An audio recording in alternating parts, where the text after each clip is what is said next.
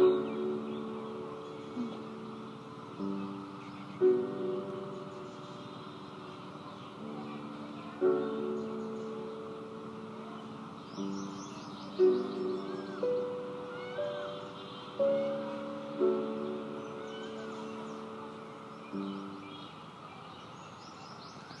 दोस्तों, स्वागत है आपका प्रयास चैरिटेबल फाउंडेशन में।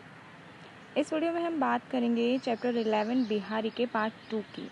ओके, पिछले पार्ट में हमने उस बिहारी के 2 दोहों के बारे में चर्चा करी थी। अब स्टार्ट करते हैं तीसरे दोहे के। आइए अब देखें कि बिहारी अपने प्रिय की याद आने के प्रभाव का किस तरह वर्णन करते हैं। तीसरे दोहे को पुनः पढ़ लेते हैं। जब जब वे सुधी कीजिए तब तब सब सुधी जाही, आँखी आँखी लगी रहे आँखी लागित नाही। प्रस्तुत दोहे में बिहारी ने नायिका नायक की याद में डूबे हुए नायक और नायिका का वर्णन किया है। जरा ध्यान दीजिए, इस दोहे की दोनों पंक्तियों के दूसरे चरण में पहले चरण की बात का निषेध दिखाई पड़ता है। सुधी कीजिए, सुधी जाही और आँखी लगी रहे आँखें लागत नाही। कवि ने सुधी और आँख लगना की भिन्न अर्थ यानी कि छवियों का बहुत ही सुंदर प्रयोग करते हुए इस दोहे में अर्थ चारुत्व उत्पन्न किया है। सुधी शब्द का अर्थ क्या होता है? स्मरण या याद करना। ओके, शुद्धि का अर्थ क्या होता है? स्मरण अथवा याद करना, और उसका दूसरा अर्थ होता है चेतना अथवा होश।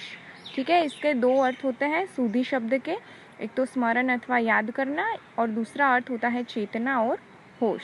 इसी तरह आप आंख लगाना मुहावरे का अर्थ भी जानते हैं। किसी भी वस्तु या उद्देश्य पर ध्यान केंद्रित करना या किसी से प्रेम होना। और दूसरे अर्थ में सुने तो आंख लग गई, जिसका अर्थ होता है सोना। ओके, सो जाना। इस प्रकार आंख लागत नहीं मतलब क्या है? नींद नहीं आना। ठीक है, अभी आपको सारे शब्दों का अर्थ पता चल गया। तो अभी दोहे की व्याख्या देखते हैं कि विरहग्रस्त नायक अथवा नायिका जो है वो अपने सखी या सखा से अपने मनोदशा का वर्णन करती है अथवा करता है। ठीक है, लड़के के बारे में है तो करता है, और लड़की के बारे में बात हो रही है तो करती है। जब जब मुझे अपने प्रिय की याद आती है तो मैं अपनी सूध बूध भूल जाती हूँ, यानी उनका स्मरण करते ही मैं अपनी सारी चेतना और सारी सूध बूध गंवा बैठती हूँ। जब भी मुझे उनकी याद आती है अपने प्रियतम की, तब मैं पूरी अपनी सूध बूध जो है वो गंवा बैठती हूँ। मेरी आंखें उसकी आंखों में ही उलझी रहती हैं, अर्थात मेरा ध्यान जो है वो उसकी आंखों में ही लगा रहता है और मुझे फलस्वरूप मुझे नींद भी नहीं आती है।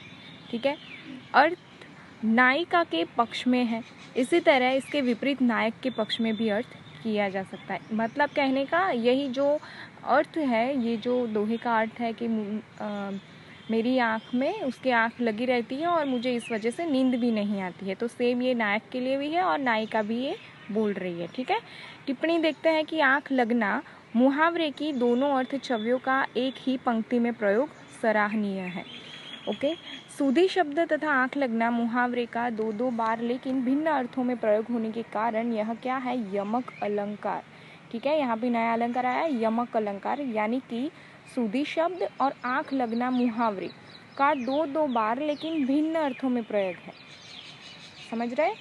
शब्द एक है लेकिन उसके अर्थ क्या है? भिन्न भिन्न, और उसके अर्थ भिन्न होने के कारण उसका शब्द प्रयोग भी भिन्न है, इसीलिए ये क्या है? यमक अलंकार है। जब जब तब तब सब और आँखी नाखी में क्रमशः ज ब और आ की आवृत्ति होने से क्या है? ये अनुप्रास अलंकार है। आगे देखो, ज है और त है। आ यहाँ पे आँखिन और आँखी में आ है, तो ये क्या है? अनुप्रास अलंकार है। दोहे की दोनों पंक्तियों के पहले चरण और दूसरे चरण की बातें परस्पर विरोधी लगती हैं, पर है नहीं। आप जानते होंगे कि जहाँ विरोध न होने पर भी विरोध का आभास हो तो वहाँ विरोधाभास अलंकार होता है। ऐसा लगे कि किसी का विरोध हो रहा है इस बात में, लेकिन विरोध हो नहीं रहा होता, हमें ऐसा आभास हो रहा है, हमें ऐसा लग रहा है, तो वो क्या है? विरोधाभास अलंकार है।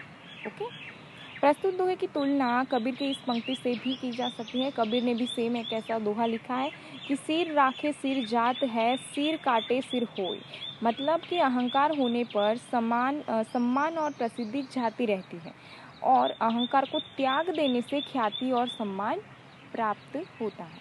ठीक है, अब नेक्स्ट देखते हैं दोहा 4। तो इस दोहे 4 में है क्या कि प्रस्तुत दोहे में कवि ने अचानक धन प्राप्त होने वाली व्यक्ति के नशे का वर्णन किया है। ठीक है, कोई सामान्य व्यक्ति है और उसे अचानक धन प्राप्त हो रहा है, तो उसके मनोदशा का, उस व्यक्ति का वर्णन यहाँ पे है इस दोहे में। कवि का कहना है कि यह नशा मादक पदार्थों के सेवन से होने वाले नशे से 100 गुना अधिक खतरनाक होता है। दोहा क्या है, पढ़ लेते हैं एक बार कि कनक कनक ते 100 गुनी मादकता अधिकाय, वा खाए बौरात है या पाए बौराए। इस दोहे में कनक शब्द पर ध्यान दें। कनक जिसका प्रयोग 2 बार हुआ है। ठीक है, यहाँ पे 2 बार कनक कनक बोला गया है। तो आप जानते हैं कि कनक का अर्थ होता क्या है। कनक मतलब होता है सोना। तो पहले सोना शब्द का प्रयोग मात्र एक धातु के लिए ही नहीं किया जाता था, बल्कि वह धन दौलत के पर्याय के रूप में भी होता था। आप जानते ही होंगे कि पुराने समय में मुद्रा के रूप में सोने का चलन होता था। हमें पता है ना, पैसे की जगह क्या यूज़ होता था, सोने के सिक्के यूज़ करे जाते थे। तो अन्य प्रकार की यानी कि कागज़ आदि मुद्रा के चलन के बाद भी सोने के सिक्के का महत्व धन संपत्ति में बना रहा है। तो अभी पैसे कागज़ के आने लगे हैं, राइट, लेकिन फिर भी सोने का महत्व उतना ही है ना। तो सोने के अतिरिक्त कनक शब्द का एक और अर्थ है और वो है धतूरा। धतूरा एक प्रकार का फल होता है जिसे खाने से नशा हो जाता है। तो धतूरा का जो फल आता है, धतूरा नाम का, उसको खाने से नशा होता है, तो उसको भी कनक बोलते हैं। और जो सोना होता है उसको भी, यानी गोल्ड, उसको भी कनक बोलते हैं। ठीक है, ये याद रखना। एक और शब्द है बौरात या फिर बौराए। ठीक है, उसको देखते हैं कि बौराना का अर्थ होता है कि मस्तिष्क की वह अवस्था जिसमें आदमी बहकी बहकी बातें करता है। ठीक है, आपके मगज की वो अवस्था है, मस्तिष्क की वो अवस्था है जिसमें आप बहकी बहकी बातें कर रहे हो, यानी कि उसका व्यवहार सामान्य नहीं होता। नॉर्मली बात करते हैं उससे डिफरेंट हो जाता है उसका व्यवहार। ठीक है, बहकी बहकी बातें करना, तो उसको क्या बोलते हैं, बौराना बोलता है। ओके, तो नशे की तरंग में उसकी सहजता नष्ट हो जाती है और सोचने विचारने की शक्ति भी समाप्त हो जाती है। इसी को मदहोश या मदमस्त होना भी कहते हैं। अपने आप में मदमस्त ऐसा बोलते हैं ना, वैसा। सामान्य व्यवहार में बोराना शब्द का अर्थ होता है पगलाना या पागल होना। ठीक है, अब दोहे को पुनः दोहरा लेते हैं और व्याख्या पढ़ते हैं कि दोहा एक्चुअल में क्या कहना चाहता है। तो हमने अभी शब्द को पूरी तरह से समझ लिया। ओके, बौराना और कनक को। अभी स्टार्ट करते हैं कि प्रस्तुत दोहे में कवि कहता है कि सोने में धतूरे से 100 गुना अधिक नशा होता है। धतूरे नाम का जो फल है उसको खाने से जो नशा होता है उससे कई ज़्यादा नशा सोने में होता है, क्योंकि धतूरे को तो खाने से आदमी मदहोश होता है, लेकिन जबकि सोना मिलने पर उसकी स्थिति जो है वो उससे भी बुरी हो जाती है। अर्थात धन की मादकता इसलिए अधिक है क्योंकि उसका प्राप्त होना ही सिर चढ़कर बोलने लगता है। अभी समझ लो कि कोई सामान्य व्यक्ति है, ठीक है, उसके पास अचानक बहुत सारे पैसे आ जाते हैं या बहुत सारा सोना आ जाता है, तो जाहिर सी बात है कि उसका व्यवहार चेंज हो जाएगा, ठीक से बुलाएगा भी नहीं अपने रिश्तेदारों को या वगैरह को, है ना। तो कहने का मतलब कि धतूरा जो है, अगर उसको खाने से नशा पैदा होता है, उससे कई अधिक खतरनाक नशा सोने का होता है। अगर किसी को सोना मिल जाता है तो उसका नशा उसके सर चढ़कर बोलने लगता है। जबकि मादक द्रव्य तो सेवन करने पर ही, यानी कि वो थोड़े समय के लिए ही आदमी का सिर घुमाते हैं। मादक पदार्थों का सेवन करो तो वो व्यक्ति को कब नशा करता है, जब वो खाता है तब, और खाने के बाद थोड़ी समय के बाद उसका नशा उतर भी जाता है, लेकिन सोने का ऐसा नहीं होता। अतः धन का नशा है अन्य सभी नशों से अधिक और खतरनाक होता है। मादक पदार्थों का नशा उन्हें सेवन करने के कुछ समय बाद उतारा जाता है, किंतु जो सोने यानी कि धन का नशा है वो वैसा ही बना रहता है। जीवन की अन्य गतिविधियों पर उसका चढ़ा हुआ रंग तरह तरह से दिखाई देता है। टिप्पणी देखते हैं कि प्रस्तुत दोहे में मनुष्य के व्यवहार पर धन के कुप्रभाव को बहुत अच्छे ढंग से व्यक्त किया गया है। साथ ही यह नीतिगत संकेत भी है कि धन दौलत और सुख संपत्ति पाने पर मनुष्य को अपने व्यवहार को नियंत्रित रखने की अधिक आवश्यकता होती है।